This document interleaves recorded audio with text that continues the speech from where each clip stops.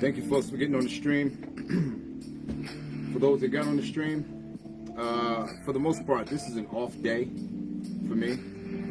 The reason why I chose to do it tonight is because one of those days, which was scheduled to be for the men's week, the beginning of the men's week, which is yesterday, I chose to finish up what I couldn't finish up Friday when I was talking to the ladies. So I extended it to Monday because I couldn't do it Friday because of technical issues, which you've heard me mention. Saturday as well, I had technical issues, so I couldn't do it Saturday either. So I foregoed it for the entire weekend and decided to do it Monday, which was yesterday. Today would be marking the very first day of Men's Week, of which I'll do another stream tomorrow. That'll make up the fact that I missed Monday for, again, what should have been Men's Week this week. With that, before we get started, like every Men's Week, I'm going to pay a tribute to an individual, a gentleman, a man who passed away May the 5th of this year. An incredible brother in terms of the talking points and his talking points and what he started in what we know as the manosphere or the red pill community, was responsible for a lot of relationships being reconciled, a lot of marriages being strengthened, a lot of accountability being had on both sides, be it the men or the women in those said relationships that were falling apart. They reconciled and came back together. His whole motive and his whole movement, of which he sacrificed a very large part of his life trying to do. He initially started off talking to men. For about 3 years, he spoke to strictly men. And ladies, for some of you that think he was hard on you, you should have heard the streams that he did when he was talking to men for those 3 years.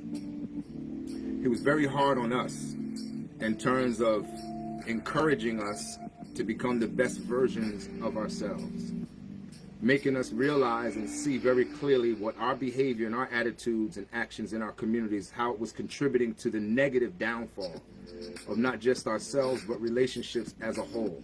Marriages that were disintegrating, that had already started off good, which most marriages do. But over time, things sometimes tend to deteriorate based on bad behavior, either from his side or from the lady's side. So again, he dressed men for 3 years. And so in honor of him, his life and his contribution to what we do in the manosphere and what we do in the red pill community, and what inspired me to do what I do day in and day out, week after week. This is in honor of a man that I admire and I salute. Rest in peace, Mr. Kevin Samuels.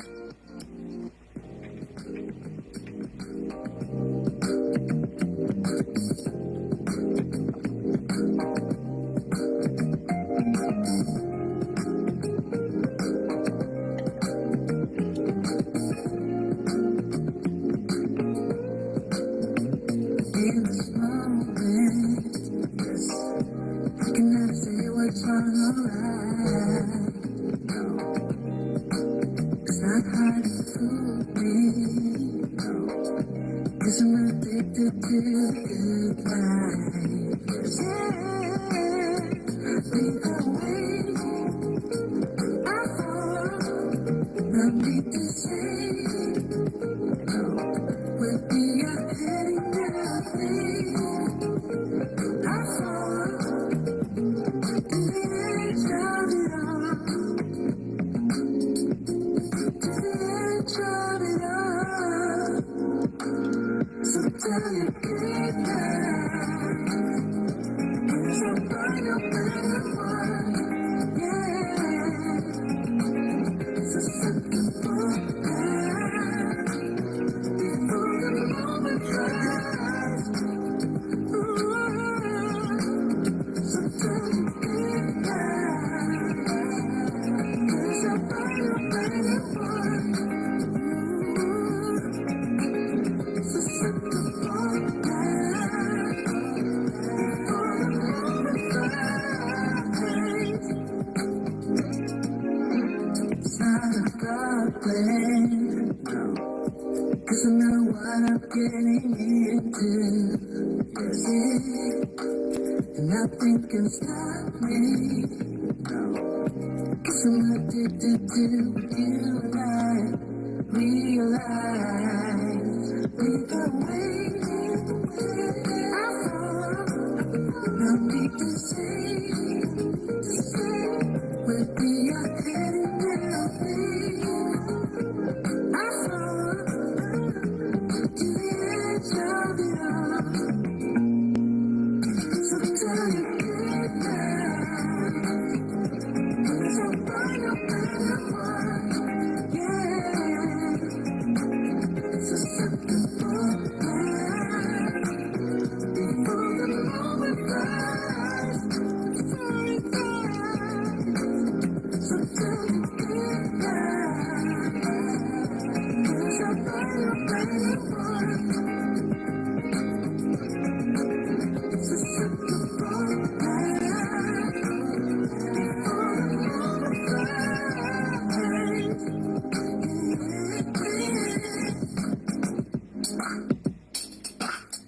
Let's get into it.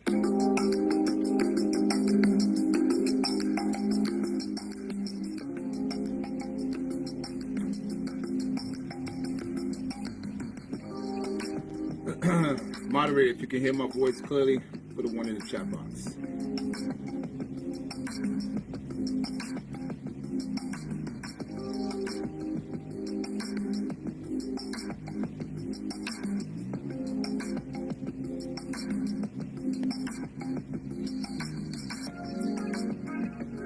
Thank you. All right. Good afternoon and good evening. I trust that everyone has had a great evening, a great afternoon, and a great evening. I'm sure many of you have had to go to work today. I trust that you had a good day at work, whatever a good day at work means. I'm going to talk about a subject tonight that is indicative of probably most of the dysfunction that we see in a lot of communities, but in the Black community in particular. And it deals with our sons, our boys that we see every day roaming up and down the street in different parts of our neighborhoods, in different cities, different towns, many of whom appear to be aimless in terms of what they want to do with themselves, what they want to do with their life. If you were to sit most of them down and have that conversation, a lot of them would not be able to handle the conversation. They wouldn't be able to hang in there with the conversation.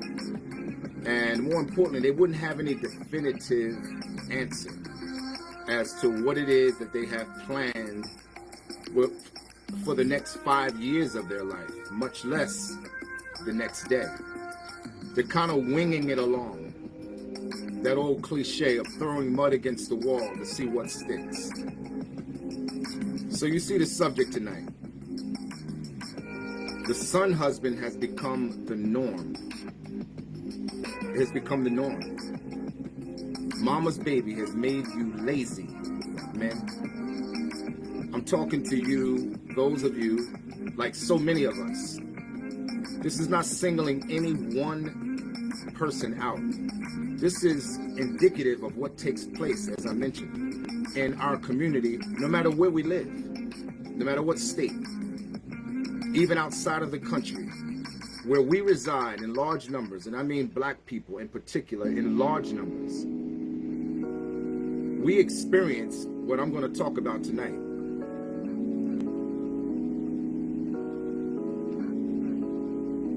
We experience what I'm going to talk about tonight, and not only do we experience it, but everyone around us experiences the after effects of what I'm going to talk about tonight. What is a son husband? Well, and how does a son become a husband? More importantly, I'm glad you asked, because this is how it usually happens. In most cases, when you see this kind of situation, it's a single parent mother in most cases,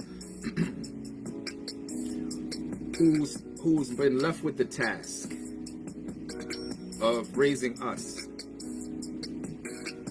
And you've heard me mention in previous streams that a woman doesn't have the capabilities, nor was she given the natural tools to raise a young man into productive adult manhood. She doesn't have the tools. God didn't give it to her. She can only do what she can do to the best of her ability as it relates to a daughter. And then the daughter becomes a direct reflection of whoever her mother was, be it negative or positive. But when you're talking about boys, in most cases, as you've heard me mention throughout many different streams, in the black community, 80 to 85% of all households, young boys are raised in a home. We are raised in a home with just our one parent, and that's usually our mother. These situations take place for a lot of different reasons. One, either she was unbearable to deal with having the man she probably did have, or the several men she may have had in her life. She was just not what was needed to keep the relationship together. And as a result, the man left. Or you had some unfortunate situations where the man, the father, may have passed away, and he passed away early. And she didn't have it, and she didn't have another relationship, or a new relationship, I should say. So she began to rely on the assistance of her son, if she had a son. And I'm speaking only in terms of a son and a mother in this particular stream. So what does she do a lot of times? She tends to coddle her sons. She starts off in the early years simply trying to protect her son from some of the dangers of what we experience in our communities. She doesn't want to have to go to his funeral. She tries everything she can to protect him from the imminent dangers that we read about in newspapers and what we watch on television. As he ages and starts to grow into teenage years, and she starts to see, and he starts to realize he's growing now into his manhood. His voice begins to get a little deeper. He starts to look, favor, and even sound like perhaps the man who she used to have, which is perhaps maybe his father. Or it doesn't necessarily have to be biological.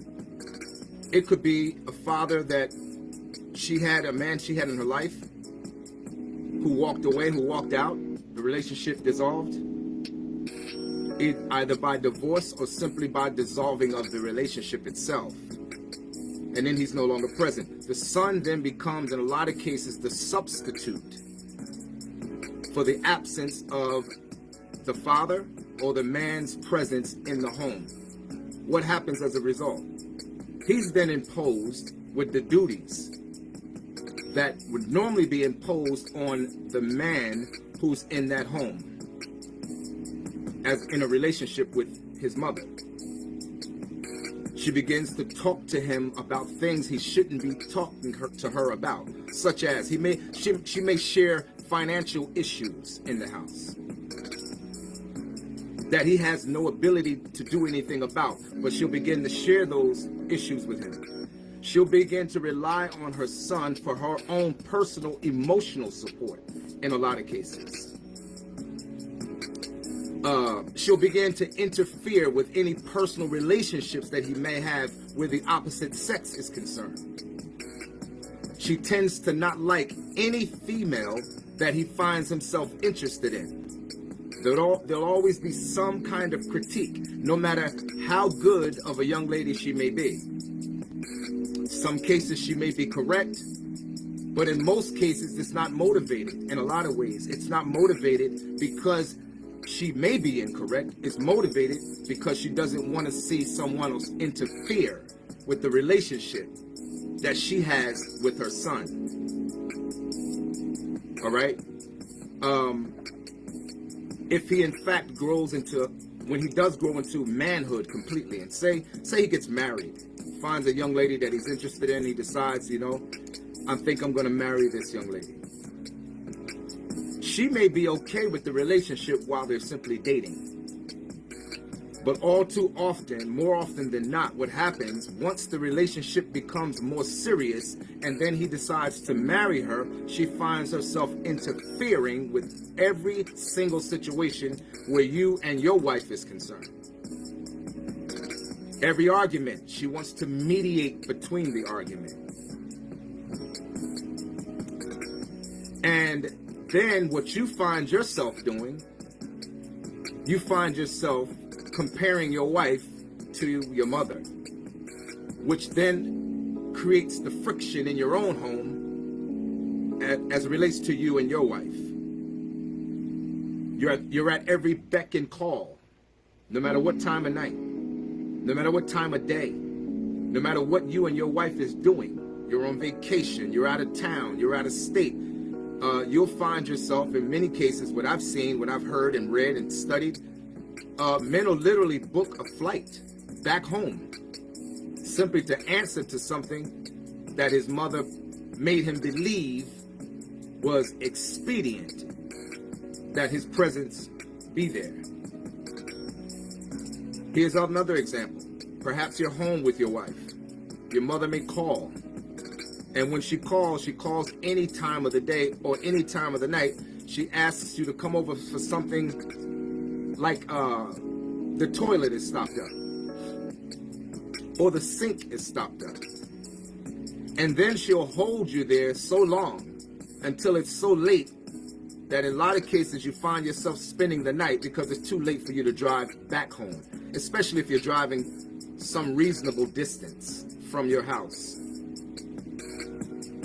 Now why is all of this important? Because son husbands have the hardest time purely parabonding with a woman without seeing their mother. Most son husbands who are raised like this, they tend to seek out women who will take care of them, like a mother would take care of them. A lot of times, son husbands tend to lose the expedience or the sense of urgency of getting out on their own and taking life by the horns to grow up to become a man and take on the responsibilities that men do. They tend to avoid major responsibilities. They're comfortable with just the menial activities day to day. As they're growing, they'll find themselves playing video games more than looking at taking care of meaningful responsibilities or making plans of action as their future is concerned. All right? They'll find themselves socially awkward. They'll find themselves on social media indulging in foolishness, at least in this modern day time. They find themselves over-sexualized as it relates to other women. And as I said, there's no sense of urgency to start their life. So what does a son husband do? And what is the damage that a mother does to her son in making him a replacement in so many ways? She takes the tools away from him that he needs as a man to survive in the event that he has to be thrusted into society, perhaps unplanned. He won't know how to cope. He won't know how to survive. Without directing him towards a good example, I didn't say a perfect example, but a good example of what being responsible looks like, he's left without the tools to survive. And again, what happens in that case, he does what I just recently said. He begins to now look for the woman who will mother him, as opposed to him taking the position of leadership in a relationship. He, in essence, becomes what we describe as a beta male. Now, I'm gonna read you off some statistics. I'm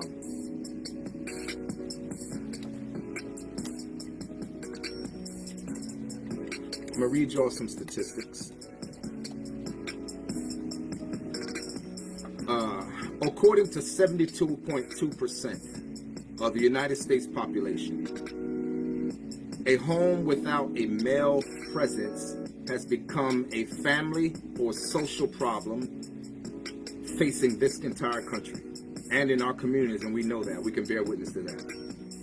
57.6% of black children, 31.2% Hispanic children, 20.7% of white children are living absent their biological fathers. Now we're talking about biological fathers.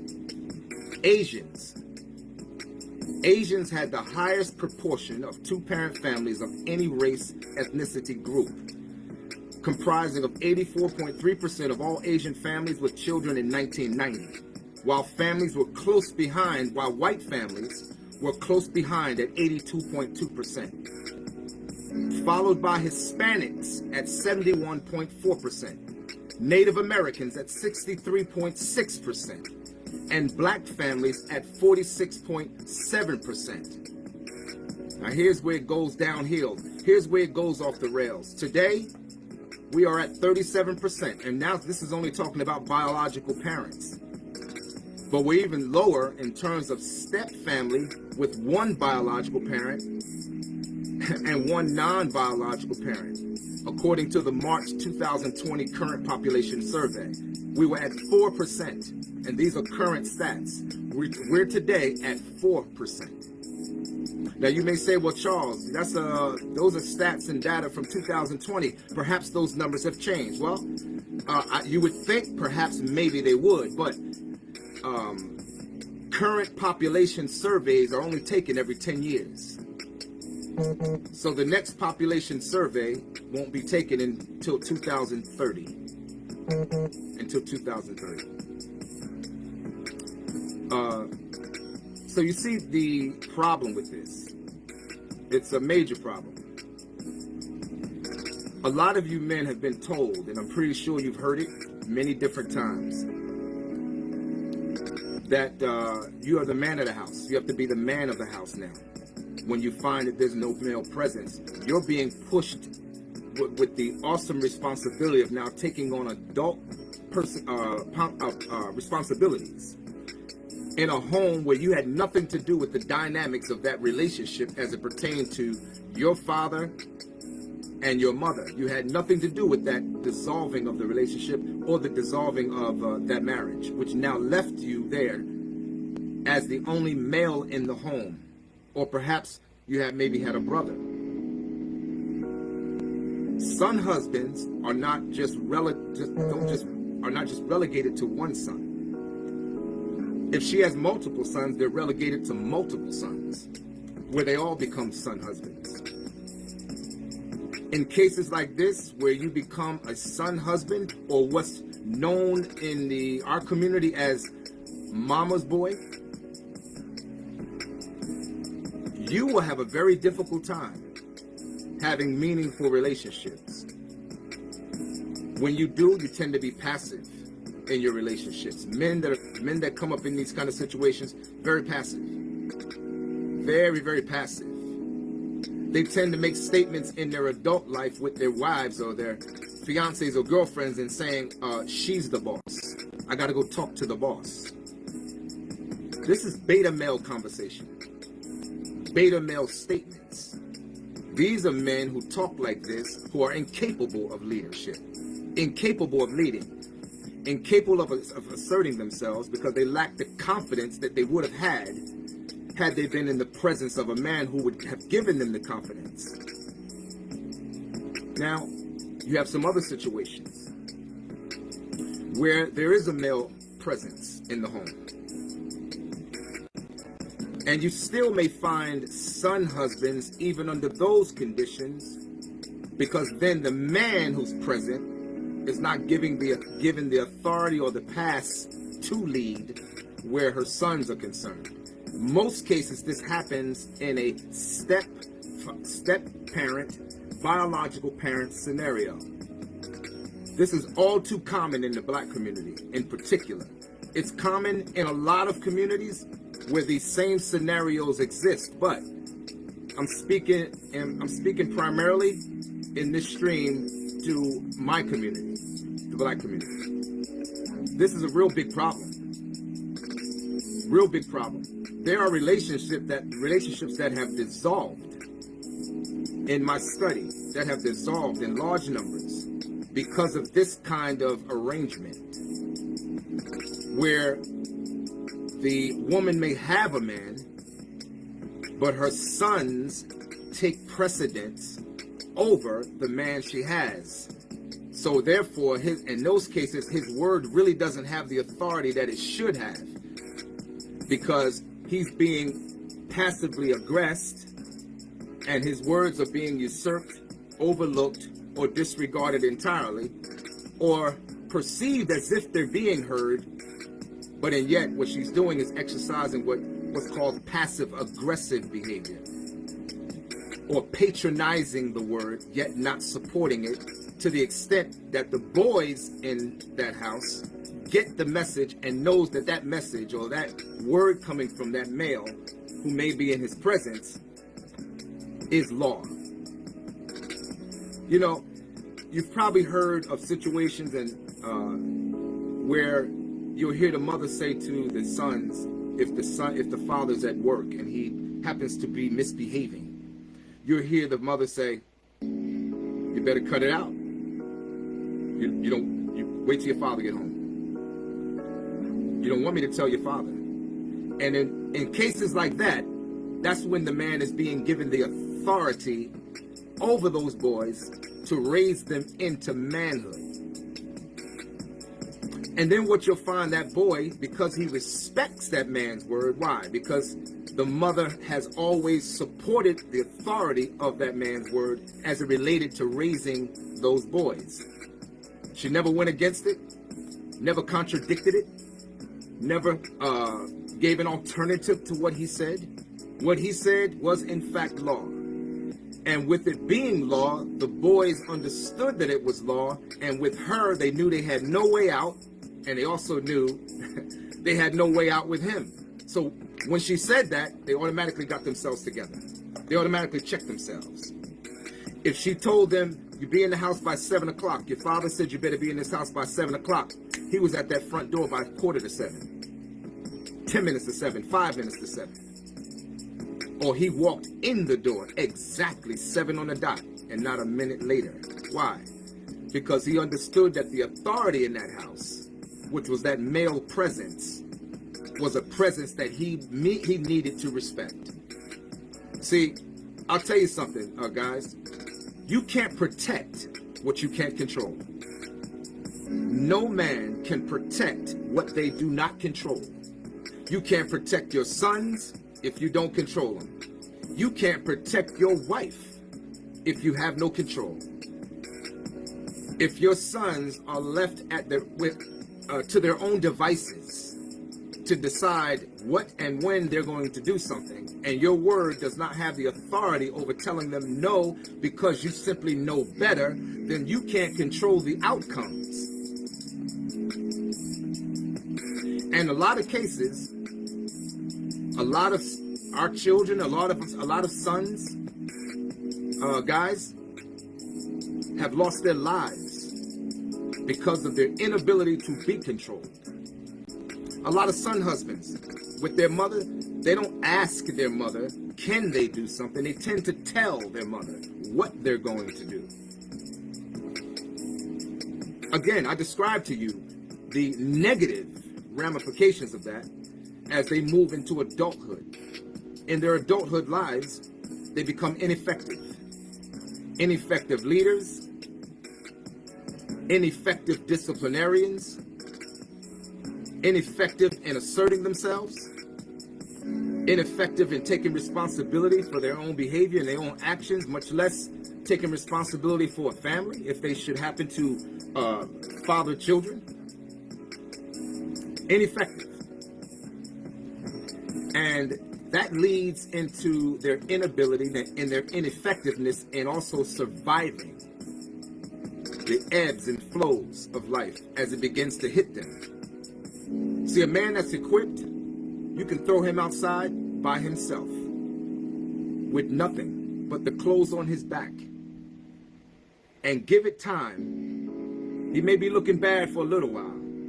He may be looking like he's destitute for just a short while, but give it time and he will bounce back. And then you'll see him progressively getting better and better and better, left to his devices because he was raised under male leadership that he respected, and that the mother enforced that respect upon him. So he doesn't have to wait to find himself in the presence of male authority at his first job.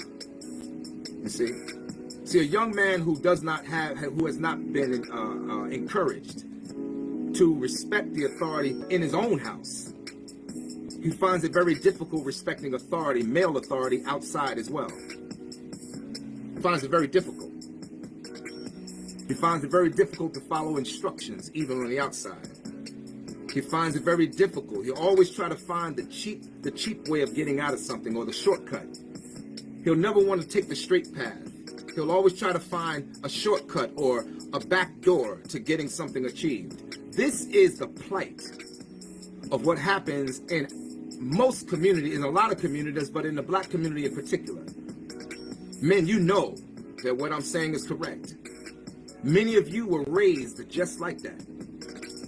And you right now, as I speak, and those of you that end up watching this stream later, you're having trouble in your own house right now with your wives, with your girlfriends, with your fiancés. You're having these same kind of internal affairs that are less than positive,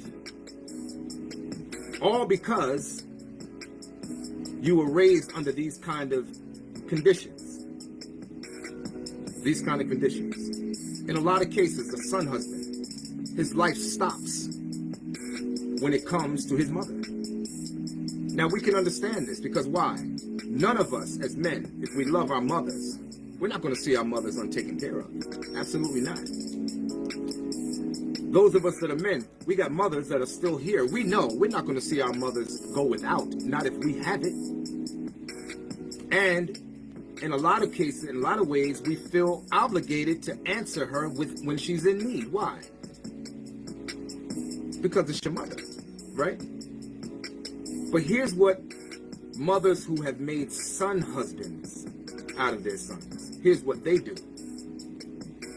Whether they do it deliberately or whether they do it subconsciously, a lot of times they'll guilt their sons into doing certain things. In other words, they'll make them feel bad if they don't do it. And then they may start to say things like, I raised you. I wiped your behind. I ran behind you. I did this, I did that. As if that means the son now owes their mother. And in reality, do we owe our children? Do our children owe us anything for being their parent? Absolutely not. Absolutely not.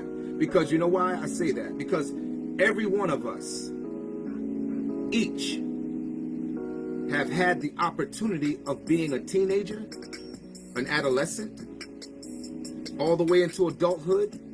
We've all had the opportunities of making decisions, either positive decisions or made the human mistake of making bad decisions that got us negative outcomes. So if each human being, ourselves, our mothers, our fathers, had the same opportunity in this life, in this one life that we live, to make good decisions for themselves, and in fact, in a lot of cases, did not make all the right decisions and perhaps never quite got it together, and then they find themselves in the latter years of life at a disadvantage. Is it fair that if a mother is no longer here and a father is still here, that he makes his children feel obligated and make them stop their life because of bad decisions? And I'll tell you something, for those of you that end up watching this stream later, the intent of this stream is not to hurt anybody's feelings. Absolutely not. But I know that you know that these are real situations. This is Let's Talk About It Uncensored. That's why it's titled Let's Talk About It Uncensored, because I intend to talk about everything. However sensitive, however painful, however uncomfortable it may be, if it needs to be spoken about. Because how can you make change with anything unless you address the problems?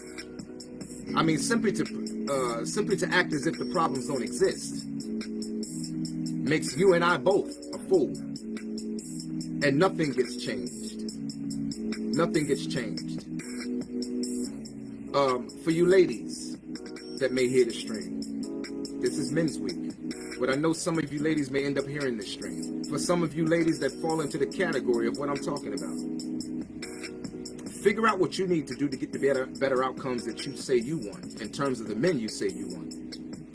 And that way you can have the security of knowing that you can get to the end of life. This is what I keep talking about. That way you won't have to impose responsibility on your sons that your husband should be responsible for. This is real talk. This is what, ladies, we're after. Guys, men, this is what we're after. We're after seeing better outcomes. For those of you that were raised in those conditions and you find yourself in a weak position in terms of how you deal with your own wife, where more than likely, if you're beta, she has the pants that she wears in that house. You may have on a pair of pants, but you stand from a weak position where you have no authority in that house. She tells you what to do. Tells you when to come. Tells you when to go. And there's very little that you could tell her that she'll actually listen to without compromise. This is what we're talking about. Son husbands have become the norm in many communities, but in the black community in particular. Mama's baby has made many of us lazy. Lazy producers, lazy leaders, excuse makers, complacent, lacking the sense of urgency to get out on our own in the world and take it by the horns and become real live men so that we could be of some use to a woman if in fact we find one that's suitable for marriage. If in fact you find one. But even if you can't find one, because I mean, like I said in other streams, finding one who's wife material is like finding a needle in a field of haystacks. But even if you didn't, there'd be very little that would stop you from being able to take the world by the horns between the ages of 18 and 29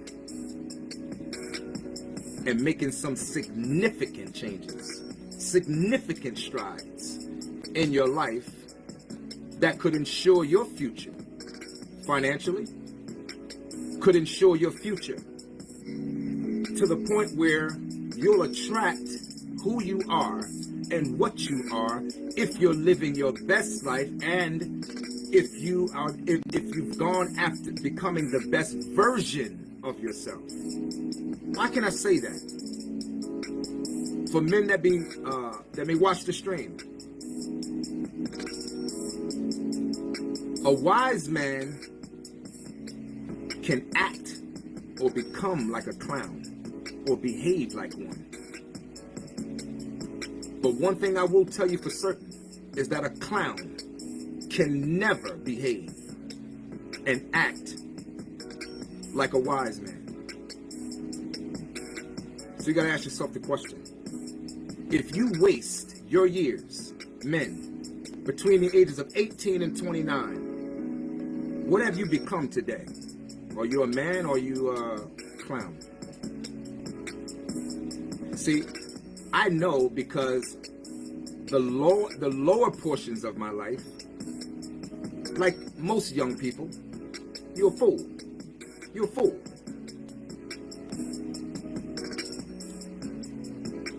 For the years that I'm referring to, between 18 and 29, most of those years, I was in a very adult, mature, very structured, disciplined, religious, marital situation. Now you would think with all of that, that sounds like a recipe for success, right? Why aren't situations like myself? Because I'm not unique to it.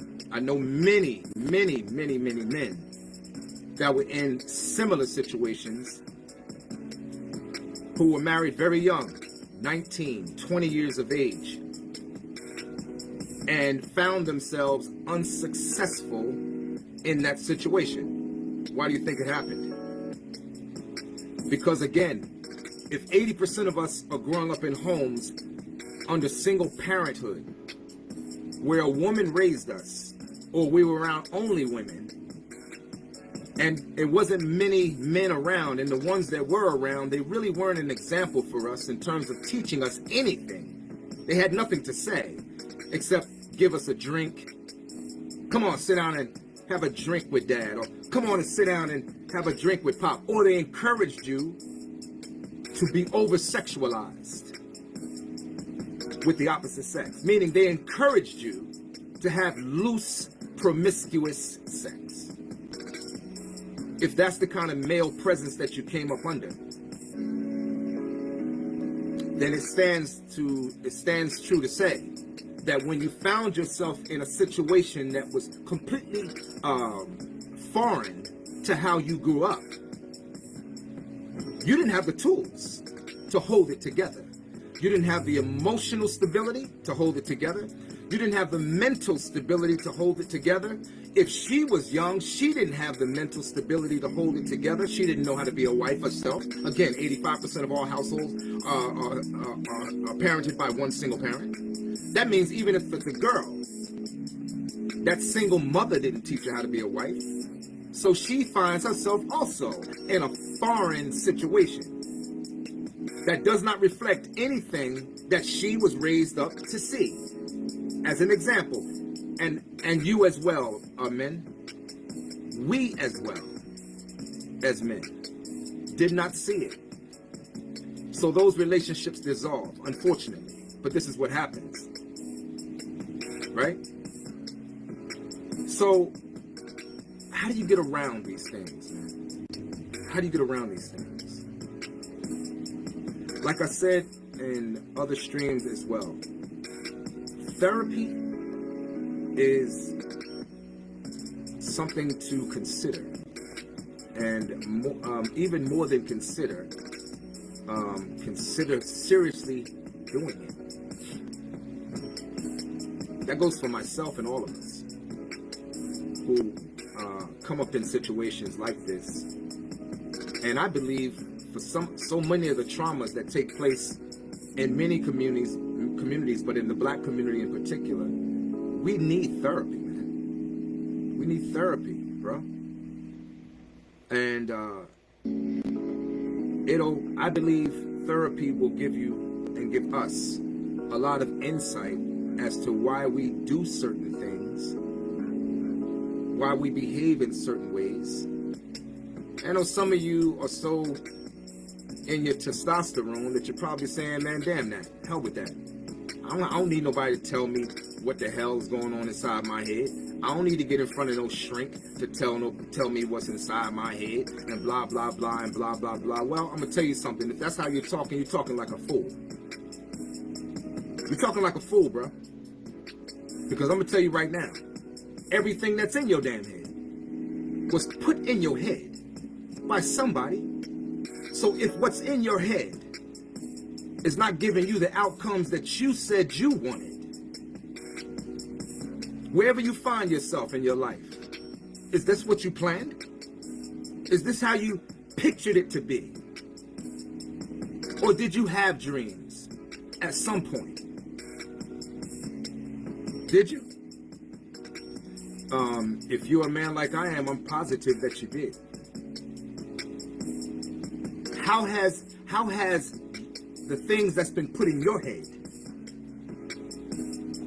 our head as men, how has it gotten you the outcomes? I'm not saying all of you have not reached the dreams that you went for. No, not at all. Some of you have. Some of you started off correctly. Some of you did it right. And for you that did, salute to you, man. Now here's what your job is then. If you did it right, turn around and talk to the men who you see in your community, around you, near you, who work with you. Tell them what you did. Tell them how you did it. And explain to them the kind of leadership you had coming up that perhaps gave you the tools to start early and not make so many of the mistakes that many of us have made that got us the outcomes that were unfavorable, that we did not want. And then we find ourselves at a certain point in our life and we say, how the hell did I get here? How did I get here? Seems like the years just fly by, right? How did I get here? But you're here. Now what you gonna do? Brothers, what you gonna do now? That you find yourself here. What are you gonna do? What are you gonna do? You're gonna drink it away? You're gonna drink away your problems, right? What are you gonna do? You're gonna sex it away. You're gonna sex it away, right? That's the solution. What you gonna do, bro? You're gonna smoke it away, right? You're gonna try to smoke all the weed you can find. Just smoke it away, right? Till your brain cells explode in your head. That's what you're gonna do? That's the solution, right? Not deal with the issue, not deal with the outcome, not face it sober with a clear head. You're gonna smoke it away, drink it away. What are you gonna do? I understand, man. I'm telling you, when I talk, as I talk to you, I talk with one finger out and I talk with one thumb pointing back at myself. This is not a one-sided conversation. I am you. I am you.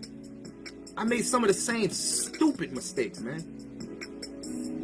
But what you gonna do about it?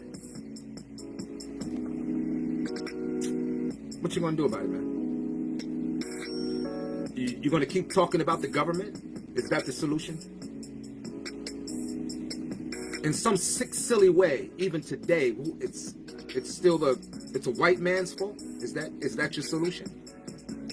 You're going to politicize your bad attitude and your bad behavior, right? You're going to politicize your inability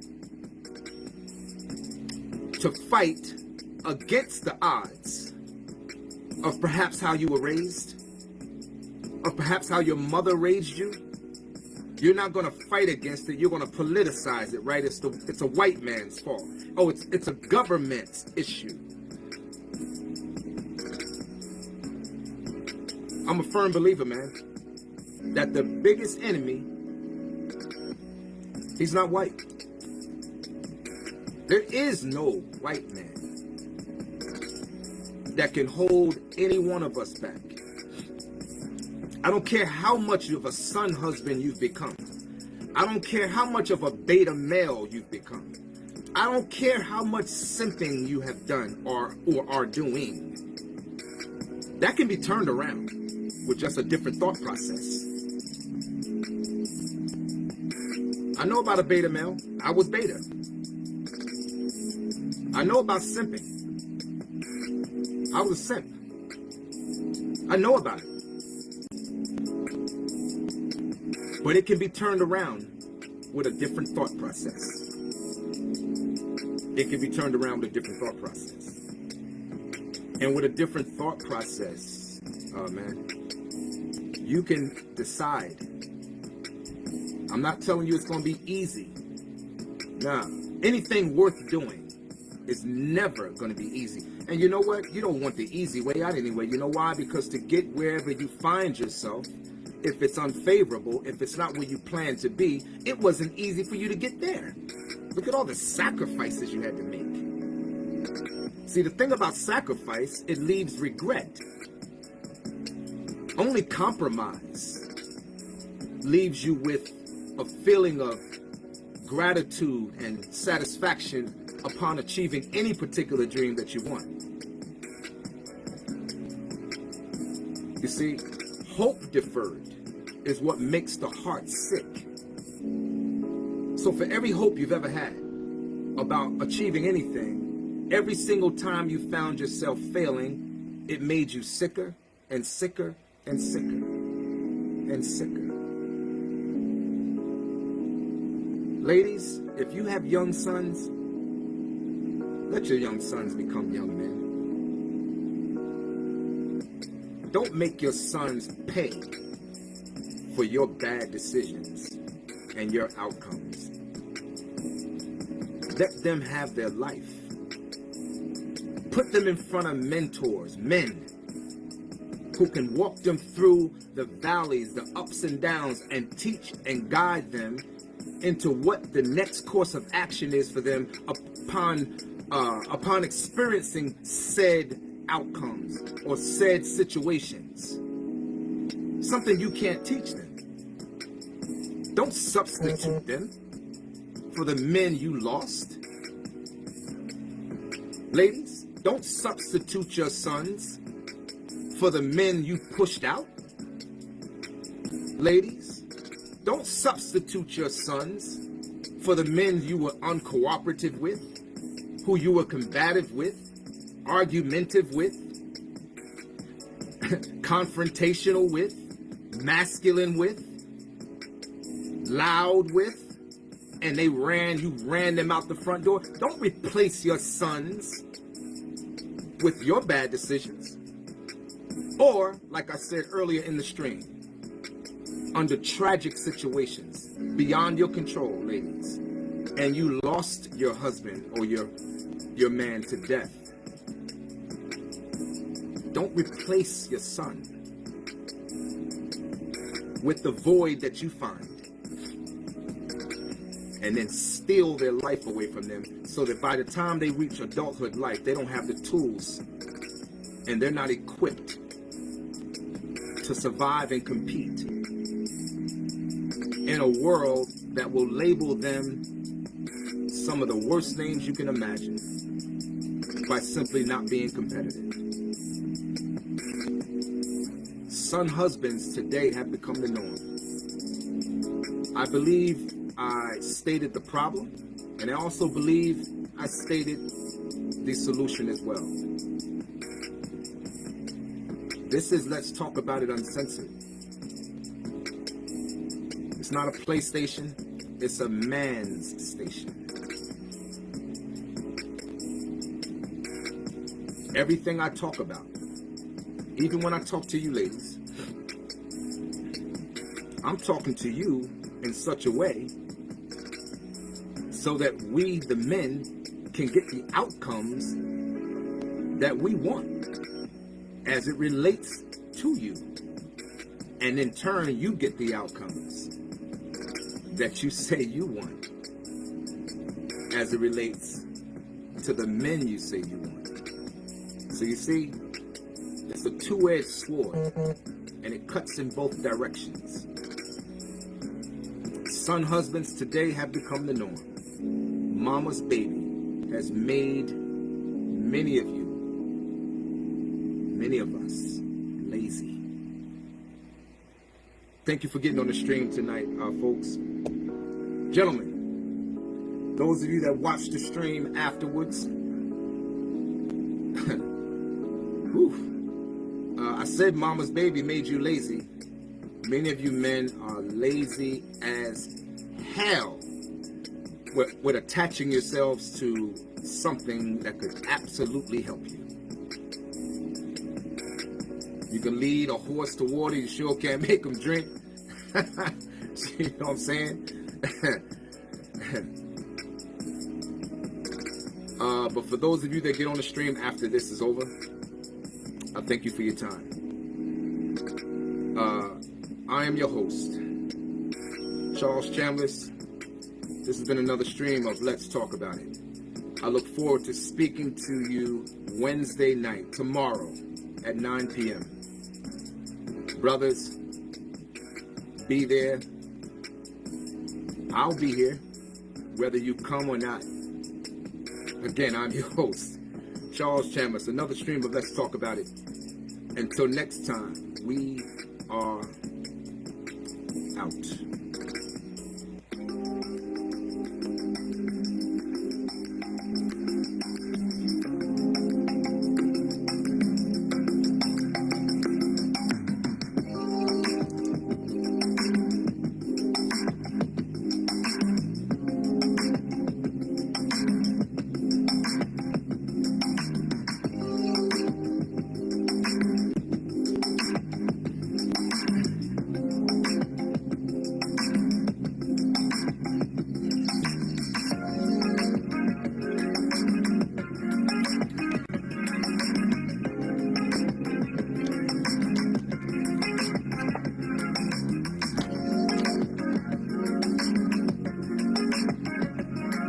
Good night, folks.